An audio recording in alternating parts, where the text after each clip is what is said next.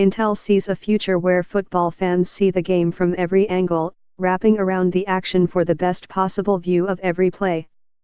They'll have the same choice at the movies, experiencing the plot from any of the characters' viewpoints. Autonomous vehicles will whisk people around town, and if the traffic gets bad they can rise above it all and zoom off in a flying car. Sound far-fetched? Intel hopes not. The chip maker is counting on that future to provide renewed growth as Intel's established markets, PCs and laptops, settle into long-term decline. At Intel, we see truly a world of infinite possibilities, where technology makes our lives easier.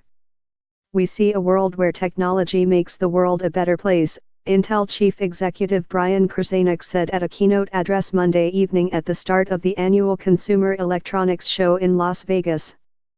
A shadow hung over Monday's presentation amid questions about the fundamental security inside computer chips from Intel and its rivals. Security researchers have uncovered vulnerabilities, dubbed Meltdown and Spectre, that could compromise nearly every modern computer, smartphone, and table.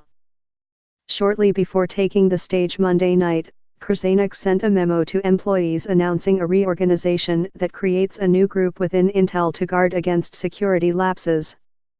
While he didn't address the shakeup in Monday's keynote, Krzanich began his remarks by addressing the security issue head-on. "Security is job number one for Intel and our industry," he said. Intel's chips are invisible to most people, tiny components hidden inside desktop computers or data centers. So Krzanich comes to CES every year to tout the Intel technology that enables gee-whiz gadgets.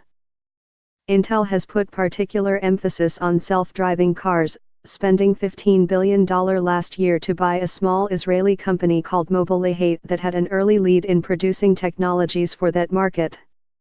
Intel hopes that cars driven by machines could create enormous new demand for its computer chips because of the enormous computing power those vehicles require. Krzanich brought a Mobileye prototype car to the stage at the end of Monday's talk, cameras tucked discreetly inside, and promised to drive it to work at Intel's headquarters in Santa Clara, California. Earlier in his presentation, Krzanich showed off the cameras that provide the wraparound views of sporting events and announced that Intel has opened a testing studio in Southern California to experiment with using the same technology to make movies. Intel announced a new chip for neuromorphic computing, technology that enables computers to think more like human or animal brains. And Krzanich showed off a more advanced qubit chip for powerful quantum computing. At the end of the evening, Krzanich brought a volocopter on stage, an autonomous helicopter little bigger than a car, which uses Intel technology to navigate through the air. "It's a symbol of what's possible," Krzanich said, as Intel seeks to remake itself. "That sci-fi vision of the future is actually much closer than you may think," Krzanich said. Mike Rogaway, Twitter, @Rogaway, 503-294-7699.